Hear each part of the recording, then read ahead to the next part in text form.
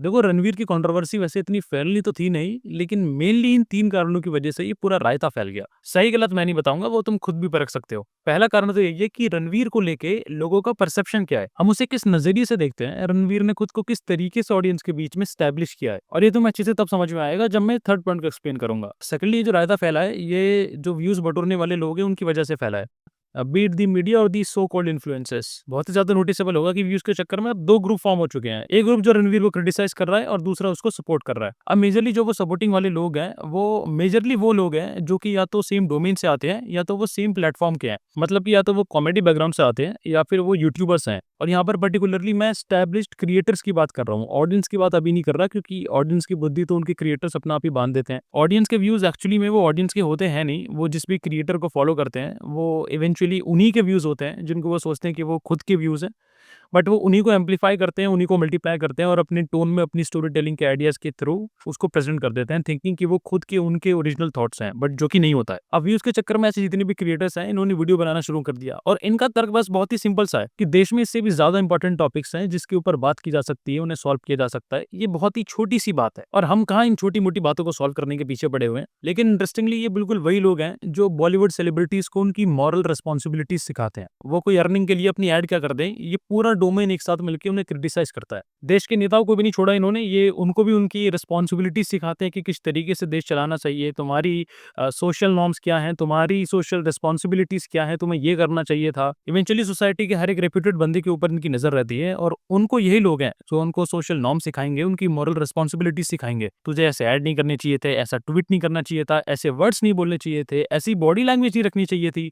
लेकिन जब वो बात खुद के किसी बंदे पर आ जाए, तब वो मॉरल रिस्पॉन्सिबिलिटीज़ की बत्ती बना लेते हैं। लेकिन जब बात अपने फ़ेवरेट बंदे पर आ गई या फिर अपने फ़ेवरेट क्रिएटर पे आ गई, फ़ेवरेट चीज़ पर आ गई, तब कोई मॉरल रिस्पॉन्सिबिलिटी नहीं रहती सोसाइटी के प्रति। क्योंकि घर की बात तो घर में ही रहनी चाहिए ना। अब दूसरी तरफ जो लोग इसे क्रिटिसाइज़ करने बैठे हैं, उन्हें घंटा फ़र्क नहीं पड़ता कि ये मुद्दा है क्या? उन्हें बस चाहिए व्यूज़। आओ कंट्रोवर्सी में हाथ दो और चलते बनो। इवेंचुअली इसमें बहुत ही रेप्यूटेड फेसेज़ हैं। एक बंदा जो कि नवदीप भाई से अपने इंटरव्यू लेते समय खुद इस लेटेंट के एपिसोड्स की बात कर रहा था। आपको पसंद है? कैसा लगता है? खुद महीप जी के डायलॉग बता रहा था, मम्मी कैसी हैं? तब तो पूरी मौज-मस्ती चल रही थी। अच्छा खासा हँसी-मज़ाक चल रहा था। उस समय पे कोई भी सोसाइटी में कुछ फ़र्क नहीं पड़ रहा था उल्टा-सीधा। लेकिन जैसे ही रणवीर ने स्टेटमेंट दे दिया, तो मौका क्यों जाने दिया जाए? अच्छा बन के जो सोसाइटी में जो बैड इन्फ्लुएंस हो रहा है इन गालियों के कारण, इनके डायलॉग्स के कारण, ये पूरे के पूरे शो की वजह से, उसके खिलाफ आवाज़ उठाओ। कुछ हो ना हो, इवेंचुअली पैसा और व्यूज़ दोनों आ जाएँगे। और कुछ लोग तो देखो ऐसे हैं, ना तो उन्हें फ़र्क पड़ता है रणवीर से और ना उसकी कंट्रोवर्सी से। उन्हें मतलब है कि सामने वाले लोग, जिन्हें वो लोग पसंद नहीं करते, वो कौन-सा पक्ष ले रहे हैं और जो भी पक्ष वो ले रहे हैं, उन्हें बस उनके खिलाफ खड़े होना है। फॉर एग्जांपल इस पूरी कंट्रोवर्सी ने लेफ्टिस्ट और राइटिस्ट दोनों विंग को भी बाँट दिया है। और लेफ्टिस्ट वाले लोगों को दिखने लगा कि राइट विंग वाले लोग तो यार रणवीर को लगातार क्रिटिसाइज़ किए जा रहे हैं।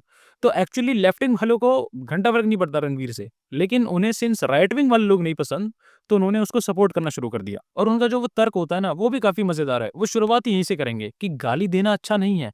रणवीर ने जो बोला वो काफ़ी गलत था, वो बिलो द बेल्ट था। लेकिन और उसके बाद वो पूरी की पूरी कहानी तुम्हारे सामने रचेंगे जस्ट टू प्रूव इट कि जो राइट विंग वाले लोग हैं वो इसको गलत क्रिटिसाइज़ कर रहे हैं। एंड ऑफ कोर्स ये बस एक ही तरफ से नहीं है, left wing, right wing, left wing, ये दोनों तरफ से खेल चल रहा है। क्रिटिसाइज़ करने में भी ऐसे ही लोग बैठे हैं और सपोर्ट करने वाली टीम में भी ऐसे ही लोग बैठे हैं। और देखो तीसरा और फाइनल रीज़न तो यही है कि इट केम फ्रॉम रणवीर। अगर इवेंचुअली कोई और इस चीज़ को बोल देता या फिर समय इस चीज़ को बोल देता, तो इतनी बात बढ़ती ही नहीं कभी आगे। लेकिन सिंस ये बात रणवीर से आई थी, जो कि खुद पता नहीं कहाँ सुन के आ गया, उसने भी यही सवाल पूछ लिया बिकॉज़ उसको उस डेस्क पे बैठ के, उस पैनल पर बैठकर फ़ियर ऑफ मिसिंग आउट नहीं होना था, फोमो नहीं होना था, तो उसको भी लगा कि यार I can also be that man जो कि तुम्हें उसी लेवल पर हँसा सकता है। I can also do that dark comedy. उसके चक्कर में पूरा ही फँस गया वो। और जो रणवीर का परसेप्शन है ऑडियंस के बीच में, वो एक बहुत ही highly skilled, educated, knowledgeable, spiritual, भक्ति प्रिय इंसान का है, जो कि बड़े-बड़े सेलिब्रिटीज़ के साथ, इंडिया के टॉप ऑफिशियल्स के साथ बैठकर पॉडकास्ट करता है। और ये जो क्रिएटर्स की परसेंटेज है ना, जिसको 3 जनरेशन जान रही हैं, हम भी जानते हैं, हमारे मम्मी-पापा वाले जनरेशन भी जानती है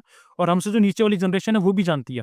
ये परसेंटेज सबसे पहली बात तो बहुत ही कम है और रणवीर इवेंचुअली उन्हीं लोगों में से एक है और उसका ये जो वरदान था, अब यही एक श्राप की तरह दिख रहा है। जो हमारी यूथ है, मैंने उसमें भी एक चीज़ काफ़ी ज़्यादा नोटिस की कि हम लोग तो फिर भी ना ईज़ी गोइंग वे में ले रहे हैं इसको, कि ठीक है यार, it was just a latent show, उसमें इसने बोल दिया। लेकिन इवेंचुअली अगर तुम इसे अपने घर में पूछोगे, B it your father, mother, वो पक्का बोलेंगे यार ये गलत था, ये कुछ ज़्यादा ही उसने खराब बातें बोली हैं। क्यों? क्योंकि रणवीर का परसेप्शन वैसा है ही नहीं और अगर इतना वेल नोन रेप्यूटेड फेस ऐसी बात करेगा, तो ऑडियंस उसे क्यों ही एक्सेप्ट करेगी, and that is where Ranveer पूरे तरीके से फंस गया। And to clear out things, it was just an attempt कि मैं आपको ये बता सकूं कि इवेंचुअली कारण क्या है, रीजंस क्या है। मैं किसी को यहाँ पे गलत और सही नहीं बोल रहा हूँ, आप खुद परख लेना। अगर आप एग्री करते हो तो वेल एंड गुड, एंड नहीं करते तो you may just share them कि तुम्हें क्यों लगता है कि ये कंट्रोवर्सी इतनी ज्यादा बड़ी कैसे हो गई।